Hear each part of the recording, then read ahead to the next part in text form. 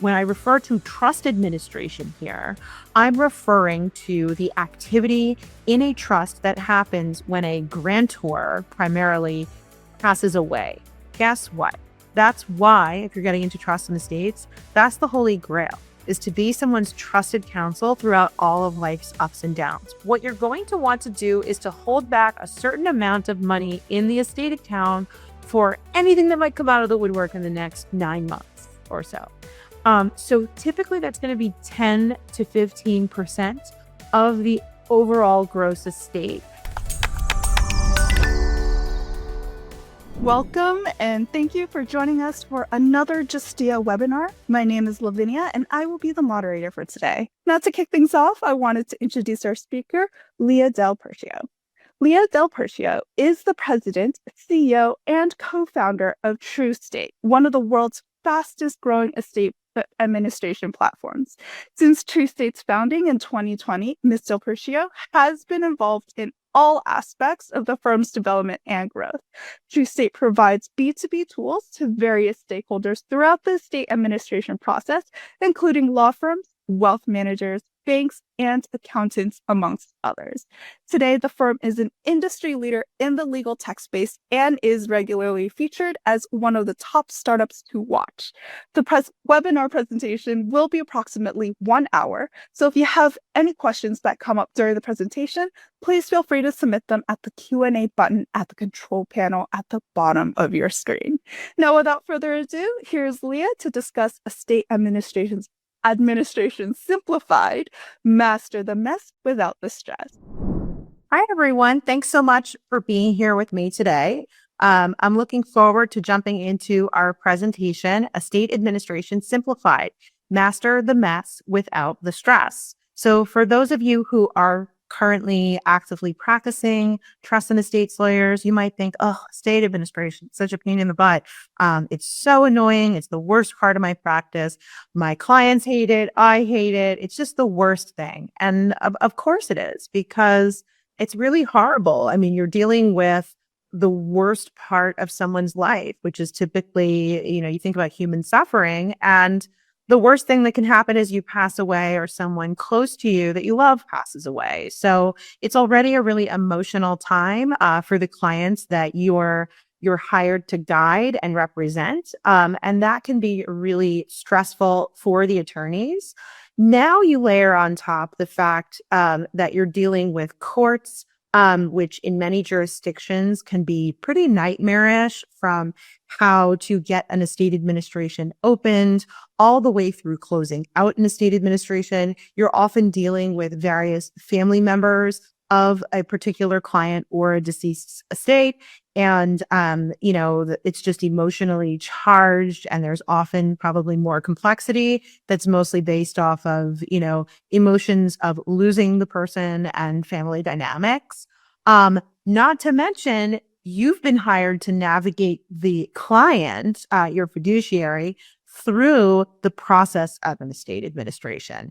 And there's really been, until a company like mine was introduced, no actual guidepost for how to administer an estate after someone passes away, or even a trust after someone passes away.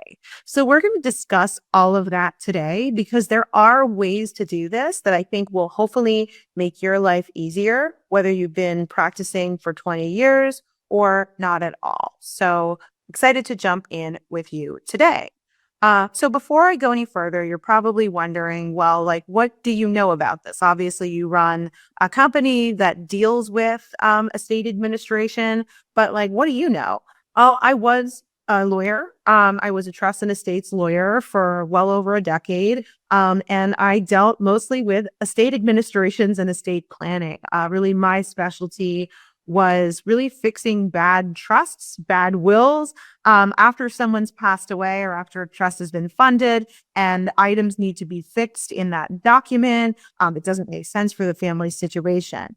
And just being that was the nature of my practice, I have settled hundreds of estates, hundreds of trusts after someone's passed away. And I could easily see that regardless of the net worth of the client, this work is awful. It's annoying. It's difficult for clients and difficult for lawyers, whether you're working on a billionaire's estate or someone who maybe is insolvent.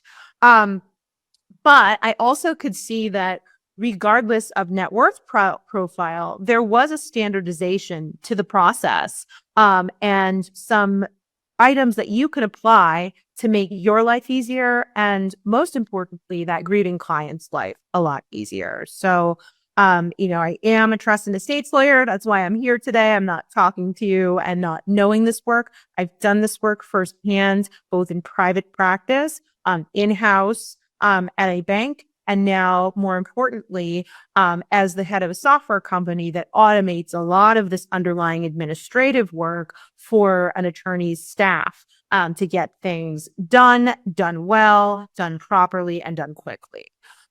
So lots of experience dealing with this, to say the least. I've kind of seen everything around the block, which we'll talk about. So what are we going to discuss today? So as I mentioned, there's a framework that can be applied to estate and trust administration, post-death administration work. So today, what we're going to learn is how to handle an estate or trust administration, i.e. a post-death administration, from start to finish with speed, accuracy, and due care for your client, even when all the parties you're dealing with, from the courts to the family members to the interested parties to litigants to the banks where accounts are held, are slow and honestly problematic. So that's one aspect of what we'll be learning. The second is going to be how to implement cost and time savings into the process for both your firm. So you're not having to write off a bunch of hours that would be otherwise billable, and still be able to provide the highest level of service to your client. One thing to note, your client, and when I refer to your client or your fiduciary client, the person I am referring to is the executor, the administrator, the personal representative, or the trustee. Essentially, the person who's been, nominated by that deceased individual, either in their will or in their trust, to manage all of this, marshal all their assets, pay off all their debts, and to make all of the distributions pursuant to the terms of that will or trust, or in the absence of a will or trust, the intestacy statute of your jurisdiction, after they pass away. So that person is a fiduciary. They have a fiduciary duty to the estate's beneficiaries, and their duty is namely to follow the document that gives them their authority, and all of the limitations that provide. So, as I always say, with great power comes great responsibility. In the words of Yoda, couldn't be truer for fiduciaries. Whether they be administrators, court appointed via the intestacy statute, where there is no will, the executor named under a will, or if you're dealing with a pure trust administration, the trustee. And note, executor and personal representative, they mean the exact same thing. There are two different names for the same exact role. That's that person who's nominated in a will. Some states use personal representative or PR. Some states use executor. Some states use both, weirdly. But I'm referring to that same person. So I'm just going to call that person the underlying quote unquote fiduciary for the purposes of today's conversation. And then lastly, we'll be providing you with a really great framework that you can confidently use to enhance your practice and reduce your errors and your stress and your client stress. Couple precursors. So obviously, as I mentioned, I'm going to be talking about fiduciaries. That could be referring to an executor or PR in the estate administration where the person died with a will context, the administrator where they died without a will and they're appointed via the intestacy statutes, and in a pure trust administration, the trustee. All of them are fiduciaries. They all have that fiduciary duty. You have a fiduciary duty as the lawyer to the fiduciary. So just know that when I refer to a fiduciary, I'm referring to those things interchangeably. That brings me to my next point. So when I refer to trust administration here, I'm referring to the activity in a trust that happens when a grantor primarily passes away. It essentially, often a trust will split into sub-trusts, and assets need to be marshaled and debts need to be paid. At that time, it's very similar to an estate administration. So you can apply the framework I'm going to present to you in the trust administration context as well. I am not referring, when I refer to trust administration, to the ongoing management of the investments and assets and liabilities of a trust, or when a trustee decides to make distributions in an ongoing lifetime trust for a particular beneficiary. I'm really just referring purely to the administrative work that's happening post death to move things to where they need to be pursuant to that trust document in the trust administration context, or the will or intestacy statute in the estate administration context. So next thing, we're going to discuss a couple myths about estate administration and trust administration. So the first one is it's impossible. And by the way, when I say it's state administration here, I'm also referring to trust administration. So you can just apply it to them if you're in a state where you're funding your trusts and they're more common. So it's impossible to know what to expect in an estate administration. Oftentimes, and you may have this experience yourself, when you're doing this work, you feel like you're constantly blindsided. You're constantly chasing your own tail. Oh my gosh, the bank needs yet another reissuance of letters testamentary because the one I have expired. How annoying. What a surprise. I'm now blindsided by this. Or, oh, now a beneficiary is coming out of the woodwork and is demanding an accounting of all of the activities of my underlying client. And we're right at the finish line when we're about to close out this estate and make distributions. Or maybe we've already made distributions. It's important to know that the reason that work feels like you're constantly being blindsided is because you haven't applied a framework to it. And it's important to note that every estate administration, no matter how simple or how complex or how much money is at stake and how many parties there are and whether it's litigated or not, is going to have 6 phases. The first phase is our onboarding and estate opening. The second phase being estate asset and liability discovery, arguably the most annoying phase. Then the third phase, estate asset and liability management. Fourth, payments and taxes. Fifth, distributions, initial distributions. Sixth, estate closure settlement and final distributions. These phases can last a long time. In some places, they will overlap, and we're going to go into them in more detail, especially on a phase-by-phase basis in a little bit. But I do want to point out, if you start to apply a phasic framework to every post-death administration that you work on, it will help you not feel quite as blindsided by this work as it comes out. The other thing to note, if you are primarily an estate planner and you're like, gosh, this seems awful, I don't want to do this. Guess what? Estate administration makes you a much better estate planner. I was able to grow in my field very quickly and do very advanced planning work for complicated client matters because of how much estate and trust administration work I was handling in terms of seeing the implementation of a plan gone wrong, dealing with issues that come up when you have old and cold will or trust language that no longer makes sense. It will help you become a better planner. It's painful to do at first, but it gets easier, particularly if you're applying a framework. So expect to be blindsided for your first one, but once you start to apply a framework to this work, it is going to get easier. Next, the next myth is that there's no true north for estate or trust administration because they are all different. As I said, you feel like you're being blindsided, and this sort of goes into the last myth. Though all estate and trust administrations are different from one another, just as we as people are all different from one another, these differences are actually very predictable, and you can create and apply a standardized framework despite how different each administration may seem and each of the parties may seem. It's very personality dependent. One client may be very nervous about everything. One may be flippant, almost in a way that you feel exposes them to risk. Others may have family issues that they're dealing with. Some may not. Some there's much larger dollars at stake. Some there's not. Some people are litigious that are involved in the administration. Sometimes they are not. Important to note, again, applying a framework is going to make sense regardless of what jurisdiction you're in, regardless of what your client or the particular estate circumstances are. They are predictable to some degree, and you can standardize your process. Next myth.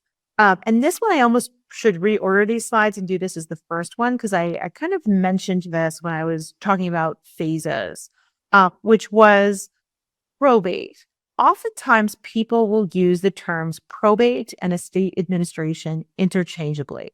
They are not one and the same. I want you to leave this thinking that probate is an element of estate administration. Think about estate administration or even post-death administration as a big umbrella, and it's an umbrella term. Probate is just one element under that umbrella.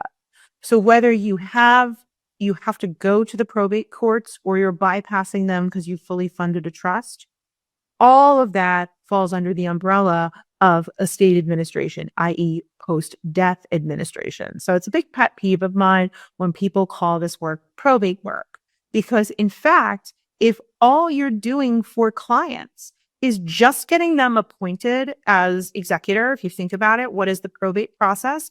It's legally validating that will, and then the nominated executor in the will legally getting that validated and rubber stamped by a court. This person wasn't under duress when they signed this document. They were of sound mind. This is a legally valid directive of where their assets go. That's the probate process. Or in a non-will context, the probate process is, I am the heir. I am next in line to act and administer this estate, and it's going to be administered pursuant to the intestacy statute. And there is no will, and proving that there was no document. So the intestacy statute applies. It's basically saying like which instruction for where everything goes applies and is legally valid and binding and making that legally enforceable. That's the probate process. That is just getting your client to the gates of hell, as I like to say. You're just getting them formally appointed to actually do the universe of jobs that a fiduciary has to do once they are appointed as executor or PR or administrator. In fact, in a trust administration, you skip this entirely and your trustee just starts working. If all you are doing for clients is just getting them through the probate process and getting them appointed, which many sort of old school attorneys do, you are doing your client a huge disservice. I think what many attorneys do not realize is that it's very difficult. Put yourself in the shoes of that client coming in. They're a layperson. They don't understand the legal process. They don't know what's legal work and what's not legal work when it comes to their loved one passing away. Oftentimes, if they are your client and they're the fiduciary, whether there's a will or not, they were someone who was close to that decedent.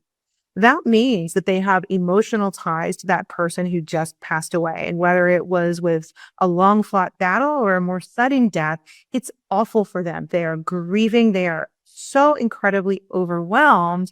And many lawyers miss a huge opportunity to help their clients by not actually helping them with the underlying administrative work that they get appointed to do, because now they have a legal responsibility to do it as soon as they get appointed. Often that's things like getting the accounts unfrozen, paying off expenses, paying all the bills, notifying all of these different places that decedent touched, from their bank to their utility company to their Facebook account to whatever. It's notifying them of the death. That process is extremely emotionally draining for that person who was close to them. And even where you think you're helping them and you're like, I'll just step in when needed, chances are that is not nearly enough work and that client is going to be unhappy with you. When a client signs a retainer letter to get an estate administration or a trust administration done, they, whether you've told them or not, are expecting that they're going to sign it, they're going to hire you, they're going to pay you a hefty fee, and you are going to get it all done for them, meaning that everything is going to magically fall into place. Things are going to be transferred. For most clients, it's a rude awakening while they're trying to grieve and find emotional space to cope with their loss to do all of the underlying executive work. So you can be helpful and heavy-handed in the work that you provide, and it'll also help you generate even more revenue because most folks are willing to pay a premium for that kind of service. So just know that that's something that the client typically expects you to do when you're doing this work, and often it can lead to dissatisfaction when you're not. So to further my point, why probate is just a simple element of estate administration, we're going to look at our 6 phases here. And I know I've got some fine print here. I need to put my reading glasses on to see it. But here in estate opening is where the probate part happens. And the probate part, in fact, just going to the probate court if needed, is just one single element of even just phase 1 of an estate administration. There's a lot more elements to it. There's going and obtaining an EIN. We're going to get into those in a moment. There's, getting the estate account open. They're starting to move things. But then there's phases 2 through 6, which many times attorneys, again, particularly old school ones, are expecting their clients to just magically know how to do on their own with some checklist that they hand to the client. Not so. And you can be a much better attorney. And I expect more from you after taking this course to know that you should be offering these items as a service as well. They need your guidance on it. In fact, even when they say, oh, I can do it myself, they're going to call you frustrated as heck very soon after that to get things moved over. So just know that that's a strong, strong possibility and a really great way to actually foster an ongoing relationship with a client as their trusted counsel. Because guess what? That's why, if you're getting into trust and estates, that's the holy grail, is to be someone's trusted counsel throughout all of life's ups and downs, whether it's a close family member passing away, all the way through planning their estate, through doing prenuptial agreements, through postnuptial agreements, through administering trust, through helping them when they're having issues with children or grandchildren. Over time, the way you build that book of business is by being that person's trusted counsel and not just giving them advice, but actually getting your hands dirty and helping them with the work, whether that's via your staff or via using a software like Trustate. Our system, by the way, does all of this. Okay, so let's jump into phase 1. So phase 1, estate opening. All right, as I mentioned, probate, just an element of it. So it includes the probate part of the process. Again, the legal process of proving the validity of a will and appointing an executor to manage the estate. But it also includes obtaining death certificates, notifying relevant parties, opening an estate account, getting an estate EIN in order to open the account. You have to do those first, or do that first. And essentially, getting those preliminary court steps taken if there's ongoing oversight by your jurisdiction. So in this case, what will happen is the presumed executor. So you're typically the client is retaining you, and they haven't been appointed yet. So you're going to go and get them appointed. So you're going to create a application for probate in many cases, or for letters of administration, or whatever it's called in your jurisdiction, in order to actually give your client the legal authority they need to deal with the assets of the deceased. One kind of pro tip, which I don't have in the slides that I think is important to mention here, is oftentimes the probate application in various jurisdictions, again, you can generate these in Trustate system. They'll often ask for like a quick and dirty ballpark estimate of the assets of the estate as well as the liabilities. For many attorneys, we're so used to, when we're working and presenting any type of pleading to a court, it can feel jarring to give and to include in your pleadings a quote unquote estimate of what you think the assets might be and you think the liabilities might be. The reason you don't have accuracy there is because the banks and the bill collectors aren't going to talk to you really. Maybe the bill collectors will, but the banks certainly won't until your underlying client is appointed. So they might say, oftentimes they won't even tell you if there is an account there until they have some legal documentation, i.e. your letters testamentary or your court order appointing the client as the executor. They're often not going to tell you a darn thing about whether that person had an account there, whether there's assets there that need to be closed out. But yet it's like a chicken egg issue, because in the probate application, in order to get letters testamentary, you're expected to provide an estimate of what the assets and liabilities are. Court systems know this. They know that it's virtually impossible for you to present a pleading, i.e. your application, with any sort of degree of certainty on what assets and liabilities look like. So I'm not encouraging you to perjure yourself or to put things in something that are wildly inaccurate. But really, what most jurisdictions expect is if you have a ballpark idea, throw it in. If you do not, that's okay. You can often leave those lines blank in the application, or you can put in over 100,000. They know you're not going to have any degree of certainty on what the decedent owned and owed at the time of their death until your client is formally appointed as the fiduciary due to bank security issues. So just a little pro tip there. I don't have anything about it in the slides, but just know and take some comfort in the fact that no one in their right mind expects you to reasonably know with certainty what the assets and liabilities are prior to your client getting appointed, or even for several months after the client gets appointed.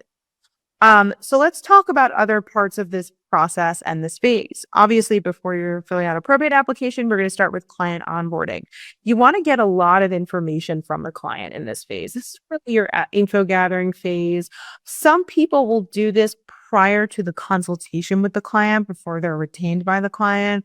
I personally think that's giving people a lot of work and almost putting a sales obstacle in your way. I typically do the onboarding piece after learning about the situation and giving them some quote once I have what I need to know after getting formally retained by the client. You're going to want to get their photo ID of the fiduciary, the death certificate of the decedent, any divorce decrees or estate planning documents or prenuptial agreements that the decedent signed, any legal documentation essentially they can find is good. Names and birth dates and social security numbers, frankly, of all children of the decedent, living and deceased, if any. That's often required on many forms in the future. Better to get it all up front in one fell swoop rather than have to go back and forth with the client. If there are no children, then you're going to want to get the parent and sibling information. You're going to want, again, an initial ballpark, whatever they know. Oh, I think they might have an account here, and there. Yeah, they probably own over $100,000 worth of stuff. Here's what the Zillow's estimate was for their house. That information is really helpful to know. You can start to put that together. You can use our system to inventory that. And that will give you you'll look at if your state levies an estate tax. You'll want to look and see if that's anywhere near the thresholds for state estate tax, or if they're a wealthier client and they're anywhere near the federal thresholds, which for a single person, 3.99 million. For a married couple, it's double, to know whether or not you're going to need to be doing an estate tax return. If they're anywhere near-ish to that, I would suggest, particularly where you have a surviving spouse, filing an estate tax return in order to get a portability election. But we'll get into that in a little bit. Next thing you're going to do, you probably know your courts systems, potential deadlines. You're going to want to set tax and court filing deadlines. Really important. This is one of the most overlooked but most important parts of the administration, because though it typically is long and drawn out, it's not as exciting and quite as deadline driven as estate tax or litigation just in general. Those tax deadlines can creep up on you. One thing I like to set is the client often is not going to know they have to file as the executor. They're going to have to file the final income tax return for the decedent in their year of death, as well as any back tax returns. They're responsible for that, or the trustee of their revocable trust if there is no executor. So you're going to want to tell your client this. They are not going to know, just to make sure you don't have any late filings for things on the income tax side. As well as obviously you're going to want your estate tax filing deadlines in there as well.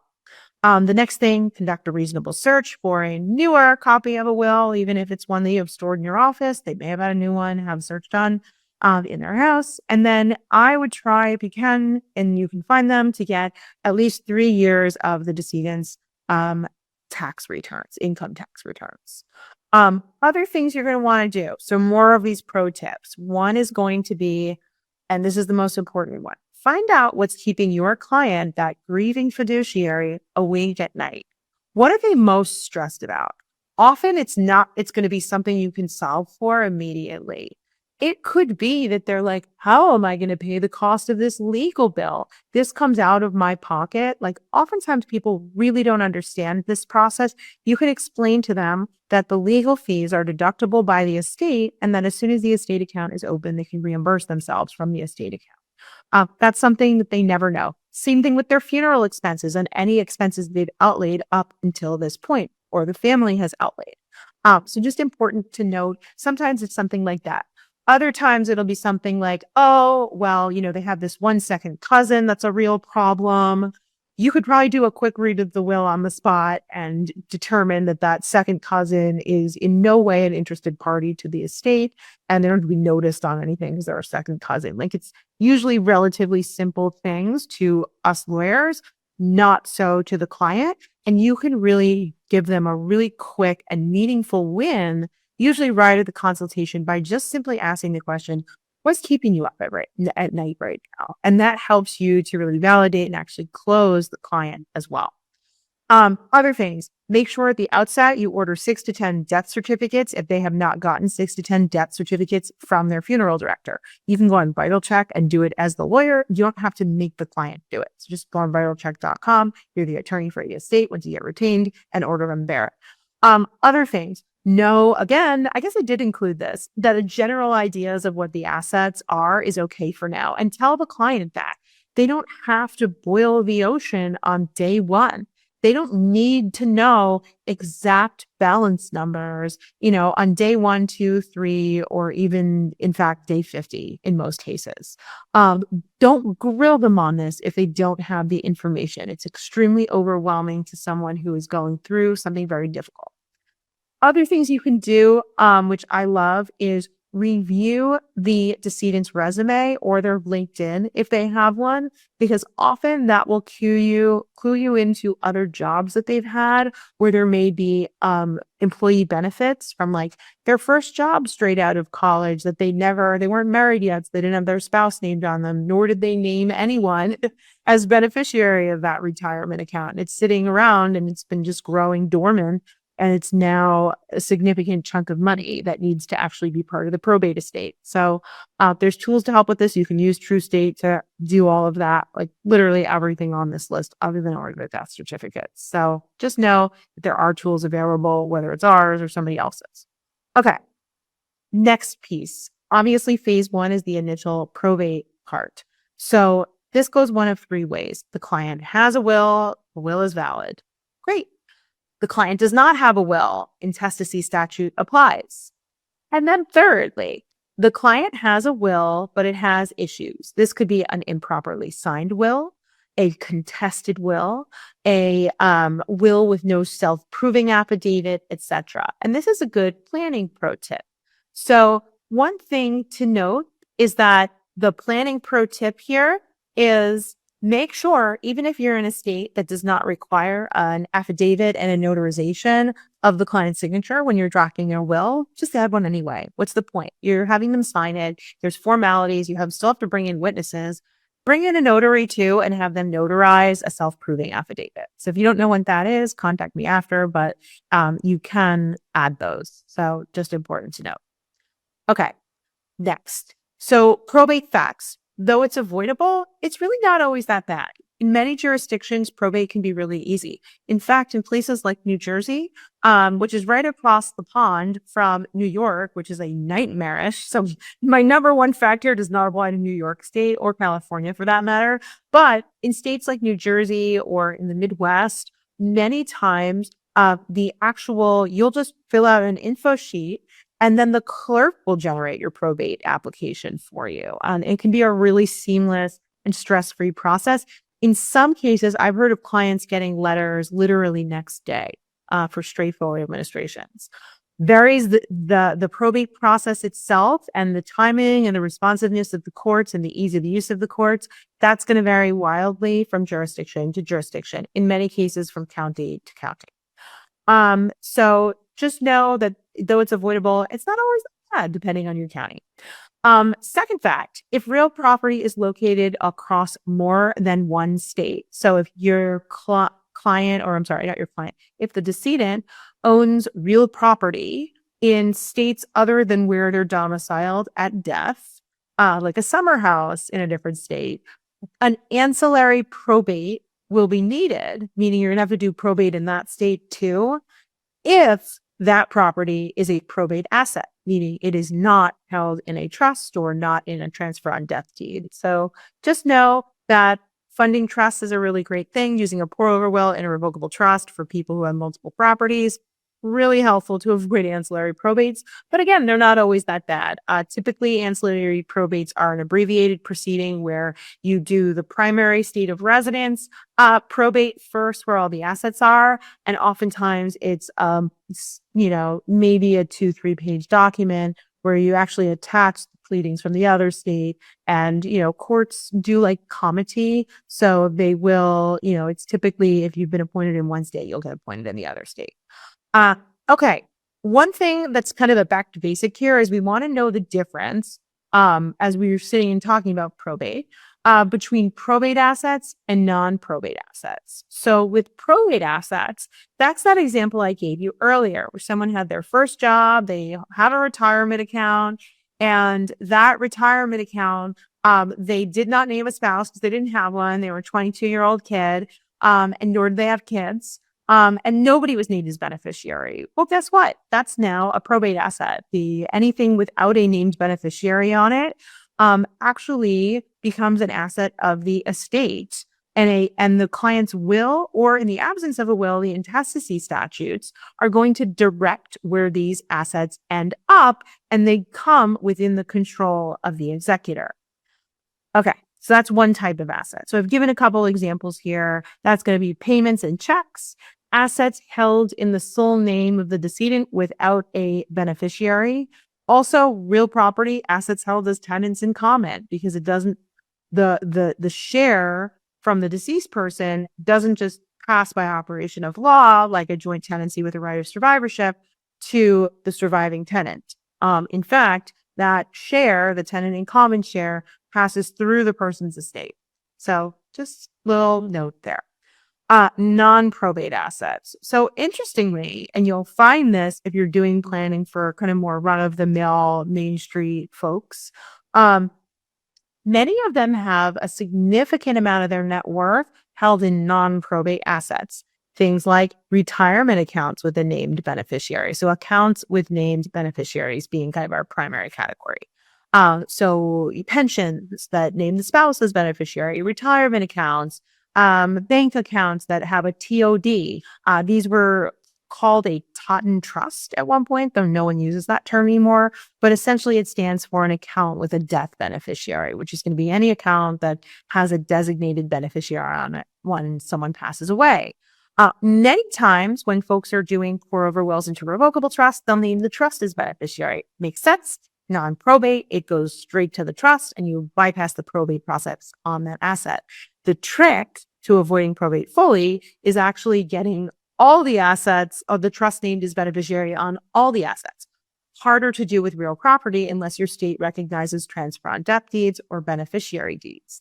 Often real property is going to be held jointly. So for that first spouse, if that's like the one asset that doesn't have a beneficiary designated on it, it just passes to the surviving spouse. And what will happen is when that surviving spouse passes away, unless you've done like a clarifying deed showing that it's in their name, you're then going to have an administration on the second spouse's death that will include the probate process. So just important to note, that that's the difference really between probate assets, non-probate assets. Again, all of this falls under the umbrella of estate administration, because these assets can certainly be a pain in the neck to transfer, particularly for a grieving client. And often there's a lot of legal headache that they have to go through that they expect their attorney who's representing them to assist with. So know that even if it's a non-probate asset, you're often going to get pulled into working on it. Things about non-probate assets that are kind of cool. One is it's an embedded creditor protection vehicle. It cannot be transferred into the estate account. So if I have an estate and the decedent passed away and all they owned was one checking account and it had a named beneficiary and they had a bunch of debt, guess what? That asset passes to that named beneficiary free and clear of the debt in most states. And again, you have to check your state's rules. And now you have an insolvent estate because there's more debts than assets since there are an insolvent, quote unquote, probate estate. And that debt will then be auctioned off and dealt with via the state's insolvent estate proceedings. But you can't pull the non-probate asset back in to pay those debts necessarily. Some states it's allowed, and there's loopholes there, but important to note, it's kind of like a nice creditor protection vehicle in many cases.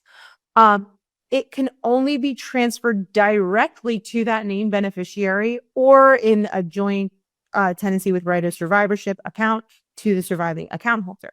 Meaning if, oh my gosh, I left that one checking account to one child and I have 3 children, just the one kid's getting it and the 3 children have no leg to stand on. So note that your work, even as an estate planner, is to actually be looking at your client's full financial picture and being able to look at these beneficiary designations and understand how that fits within how they want their estate plan to work.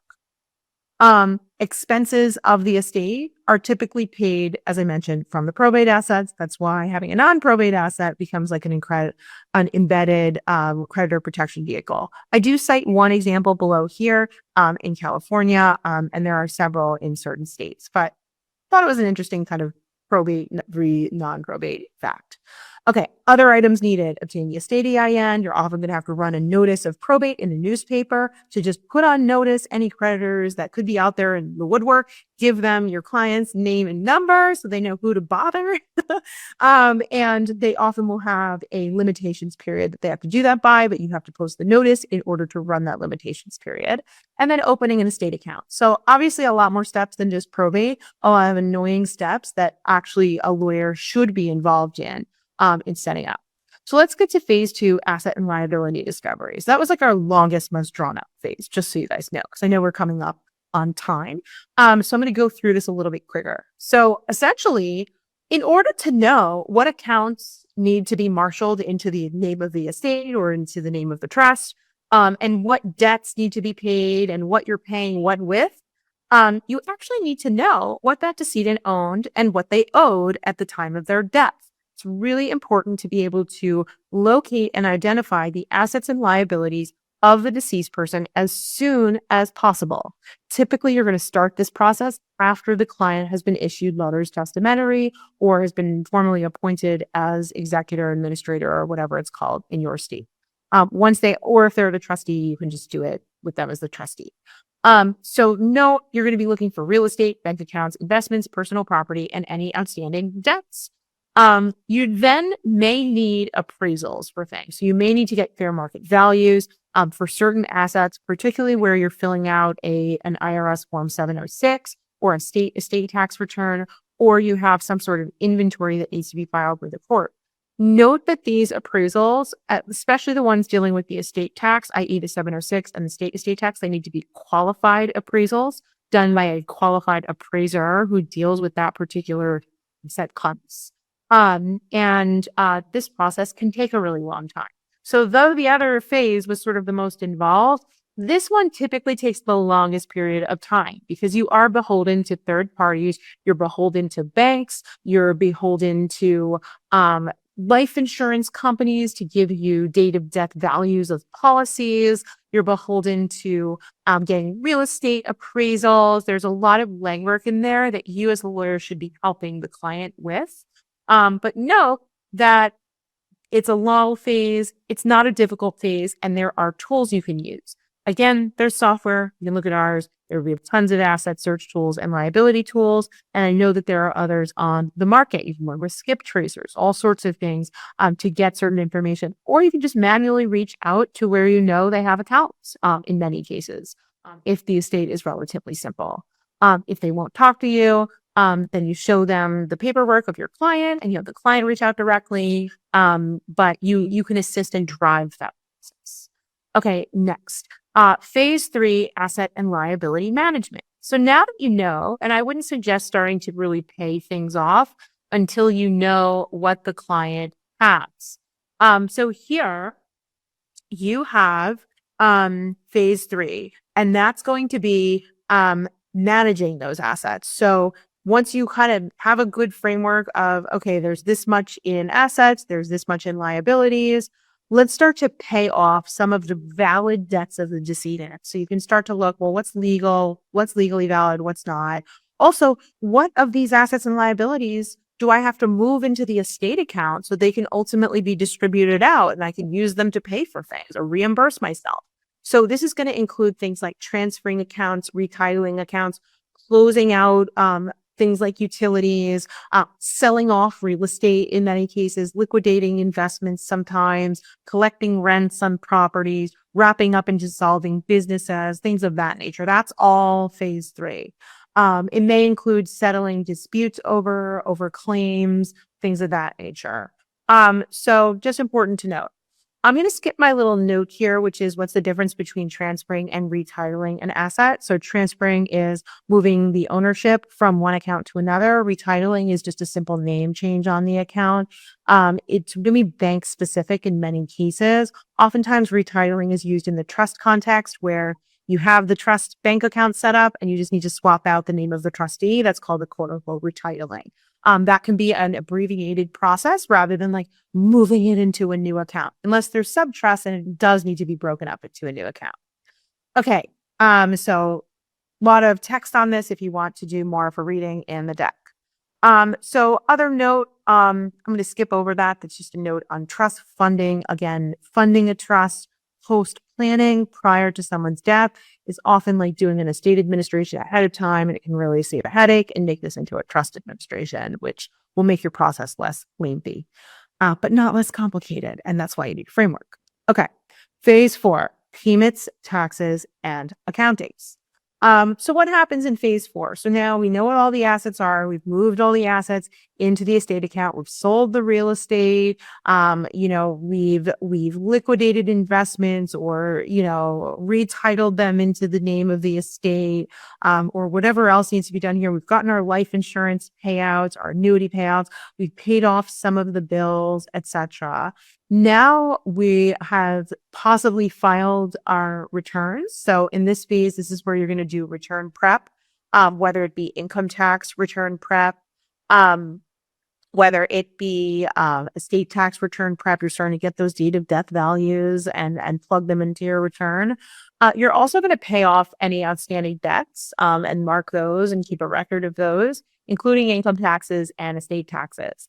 Important to note, as I mentioned earlier, the executor has to file the final income tax returns of the deceased, as well as prepare and file an estate tax return and an estate income tax return, which is this IRS 1041, should any income have been generated post death of the decedent. So for instance, if someone was, a singer and had royalties and the royalty payment hits post death, that's income generated by the singer's estate. Or they own rental real estate and rents were paid and they own it in their name and not in the name of an LLC. That's going to be income attributable to the estate, meaning that a 1041 may potentially need to be filed. Oftentimes, if there's a trust and a will, because you've done a pour over will and a revocable trust, and maybe the trust wasn't funded, so you have some assets in the trust that are generating income, and that will continue to do so because it will continue to be held in trust. And then you have some assets that were not in the trust but have generated income, like this. One of the properties was in the name of the trust that, generated rental income. Another property is in the decedent's name that generated rental income. Now, what's annoying is you're like, gosh, I now have to file an estate income tax return and a trust income tax return.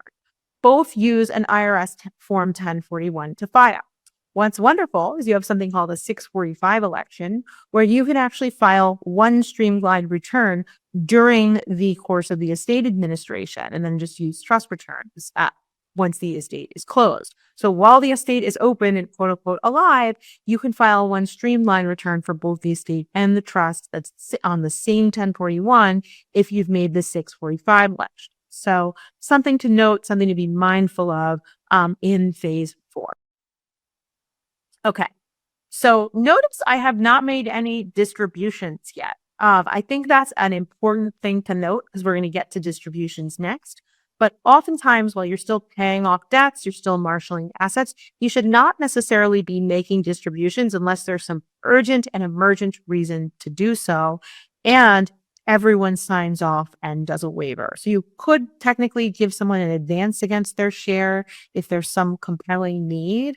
However, it's typically best practice to wait until most of the debts that have made themselves known have been paid, most of the assets have been paid, and the returns have been filed. I'm going to skip over this note on capital gains tax, but all to say that when someone dies with assets that they own, like in their probate estate, for instance, where it's in their individual name, and it's an asset that's appreciated over time. So maybe it was stock they bought that was $5 a share, and now it's $500 a share, and it's a pretty big tranche of stock. Or it's a house that they bought in 1990 that was worth $100,000 and they're dying today and it's worth $500,000 and it's in their name and they die and now their only child inherits it. Guess what's great about this? Horrible that the person died, but from a tax perspective, because it was an asset that they owned in their individual name and it's in their taxable estate for estate tax purposes, for income tax purposes, that asset gets a step up in basis as of the owner's date of death. So here we have testator Tom. Let's say he passed away yesterday, and his house, when he bought it in 1990, was worth $100,000. Now it's worth $500,000. When beneficiary Betty inherits the house, whether it be through a will, a revocable trust, the intestacy statute, whatever, Betty inherits the property not with the $100,000 basis, but with the $500,000 basis. So whether that's an asset that's held in a revocable trust, it's distributed via a will or via the intestacy statute, you get that beautiful step up in basis at death. The only assets the step up in basis at death does not apply to are assets that are outside of testator Tom's estate. So many times if you're working with higher net worth clients and they're removing things from their name, or Medicaid clients that remove it and somehow wouldn't be taxable to them under Internal Revenue Code 2036 through 2038, then you're going to keep the carried over basis, the 100,000. But again, that's an exception to the rule.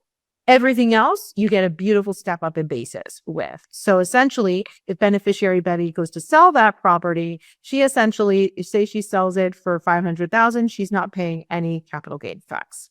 Really nice tool. Okay, so we've talked a little bit about taxes. There's a kaleidoscope, as I like to say, of layers of taxes for estates. You have, and most of these aren't going to apply. So think really, really rich people, estate tax applies to. Inheritance tax, there's only a handful of states, and you should look to see, you'll know who you are if you have it. Look to make sure, see whether your state has inheritance tax. That one's different. That one is a tax on the relationship of the distributee to the decedent.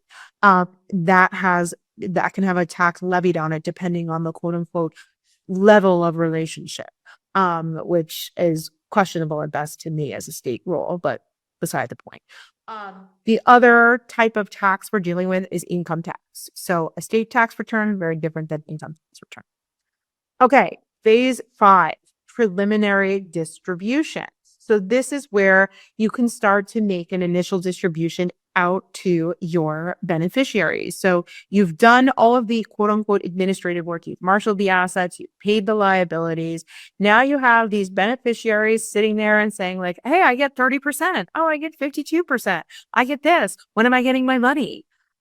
So here's what's important to note with distributions. Even when you're making a final, like essentially you're going to make a distribution, a preliminary distribution in advance.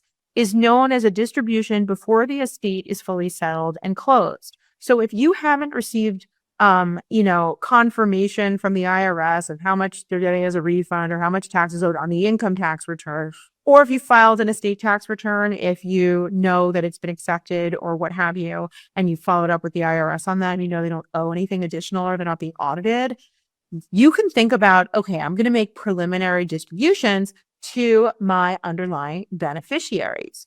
Wonderful.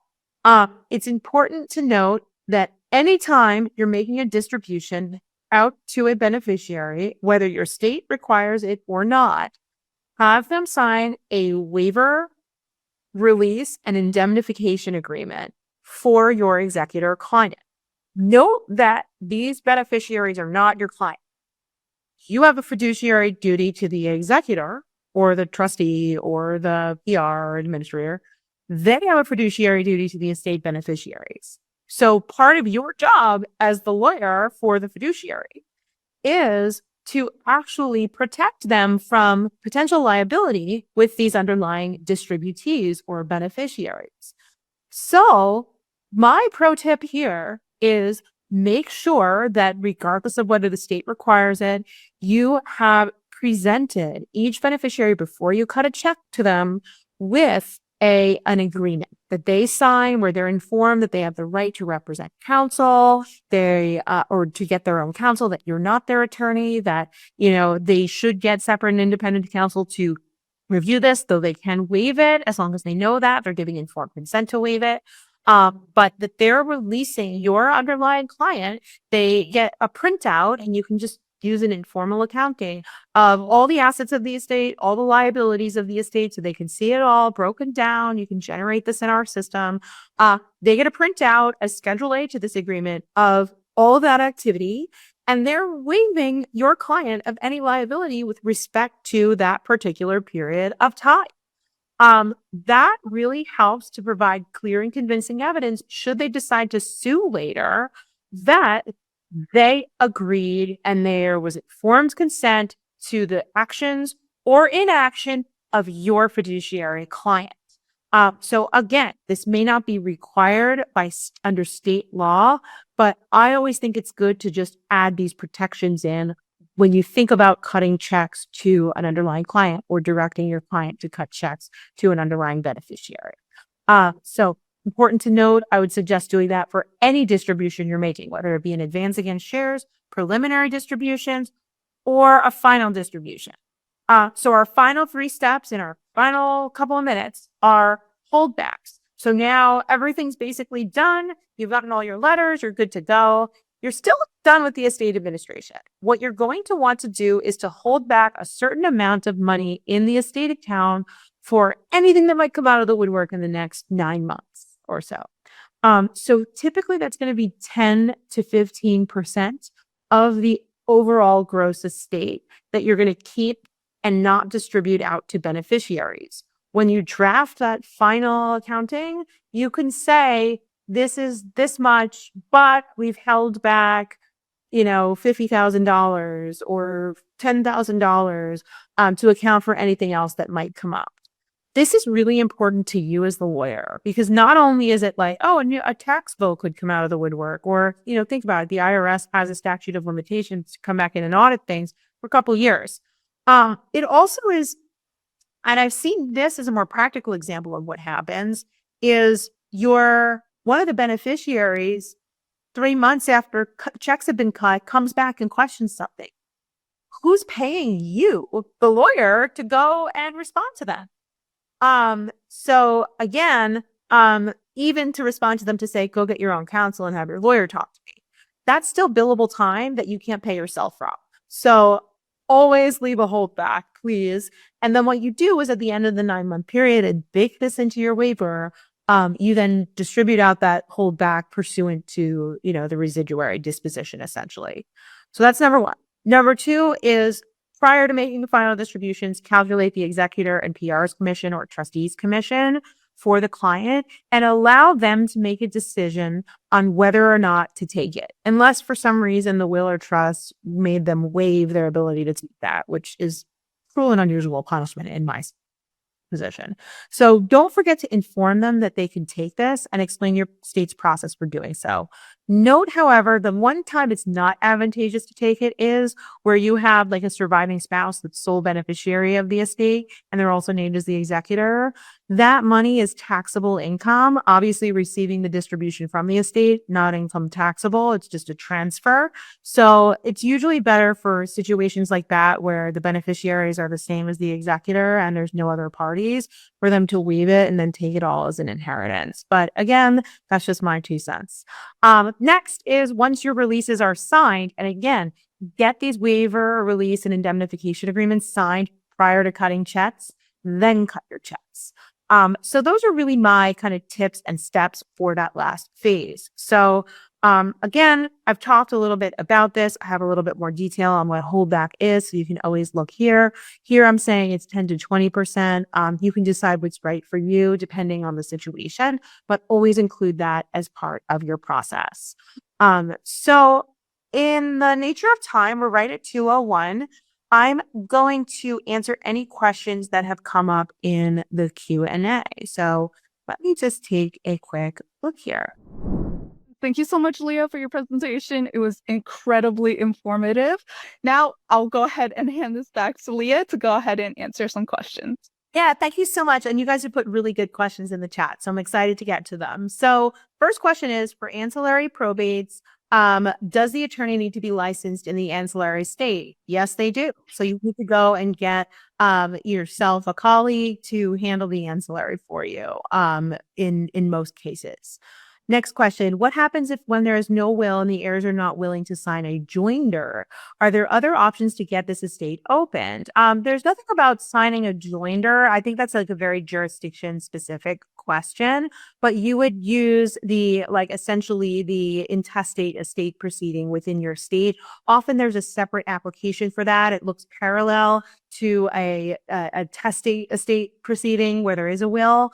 And happy to chat with you offline about that. You should have my contact information. So that one I answered. Okay. In addition to the waiver protections for the fiduciary at the point of distribution, are there any ethical protections for the estate attorney that could also be included in the waiver? So yes, I absolutely not ethical protections. Like I don't think you can I don't know how protected you would be, but I always, and we actually can generate these documents in Trustate system, and our language always says, and you're, not holding the law firm liable, and it defines the law firm as a term for, advice given to the person that they're releasing. So oftentimes that release from the beneficiaries is to the law firm as well as the law firm's client. So you're putting both of them, holding them both harmless, all of that good stuff. So certainly you can get creative with it. I mean, there's really no rules for it.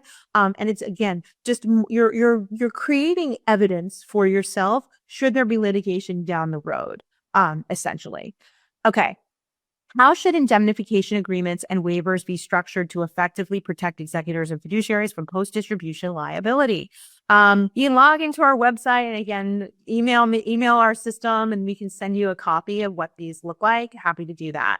But again, whether it fully protects you or not, it certainly, again, creates evidence should there be a challenge later that they were informed. My one thing I will say is informed consent is incredibly important. I've done full webinars on what informed consent is when dealing with these transactional contracts that could rise to litigation at a later date. You want to make sure they know that you're not their lawyer, that you're not even the lawyer for the estate, you're the lawyer for the fiduciary, that you're advising them to go get separate and independent counsel to review this. They know this and they're waiving their rights to separate and independent counsel. Chances are they want to check, so they're going to just agree to it anyway. Next question. That brings me to a really good one. How can you force an indemnity agreement for something that the PR is required to do? You cannot force an indemnity agreement for something that the PR is required to do. This isn't something you're forcing. They can absolutely say, no, I'm not signing this. And then you would still need to make the distribution to that. You can't withhold it from that. However, you can, as part of your process, say, hey, can you please sign this? They have every right to say yes or no, just like they have every right to go get separate and independent counsel to advise them to do that. So I think this is something that you can include as just part of your process. because it's good practice to do, but it's not something you can force. You can't withhold a distribution for it. But in knowing that they don't want to sign it, you now have tipped yourself off to that there's a messy beneficiary that's going to be a pain in the butt to deal with and is going to try to sue. So that's really important to see that behavior ahead of time while you're working on the estate, particularly if you're making like a preliminary distribution, you have a lot more room to go. So just like important there, it tells you a lot about the underlying parties. Okay, what early dispute? Here we go. What are the most common mistakes that lead to fines, delays, malpractice claims in estate administration?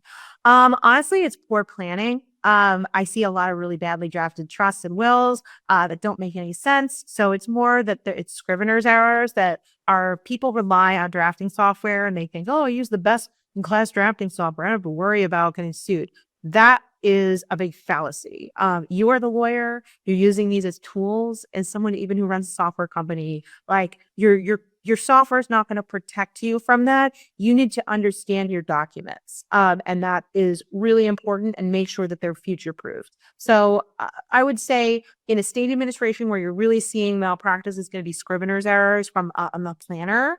On the administration, delays like I missed the 706 filing deadline. That's a malpractice issue waiting to happen. And I've seen that before, and it's unwaivable in 99% of circumstances. And it can be a huge fine. So again, where I think your best malpractice avoidance strategy just in general is if you ever have a fee dispute, don't fight the client. Just let them win because they're going to issue a grievance and they're going to try to sue you for malpractice. If they're unhappy and they don't want to pay and you want them to pay, it always starts at the fee level.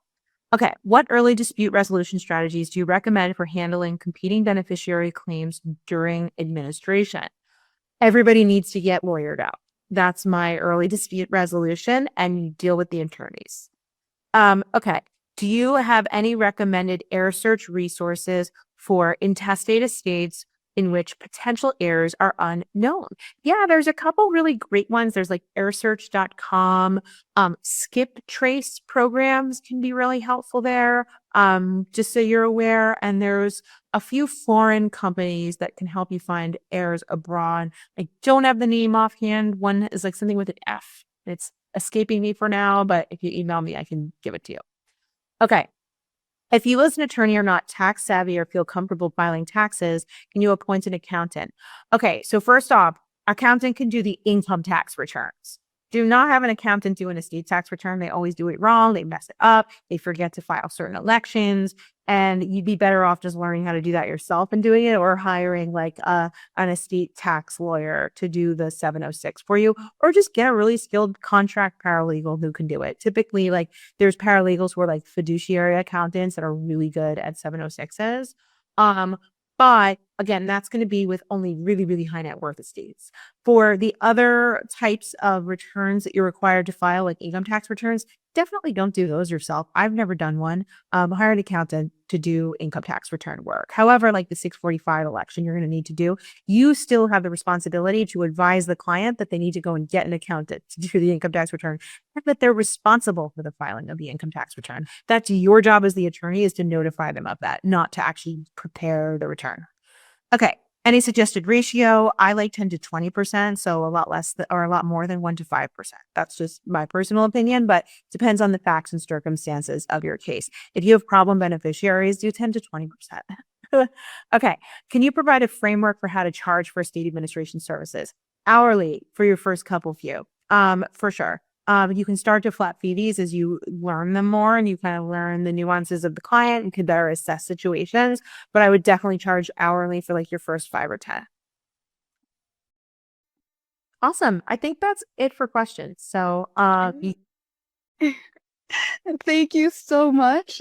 I wanted to thank you again all for joining us today for another Justia webinar. Again, Leah, thank you so much for this webinar. It was fantastic. It was incredibly informative. So I'm really glad you came back and gave us another wonderful presentation. But I did also want to remind everyone, if you are looking for a way to showcase your legal knowledge and connect with potential clients, as mentioned earlier, don't forget to take advantage of Justia's Ask a Lawyer program. platform.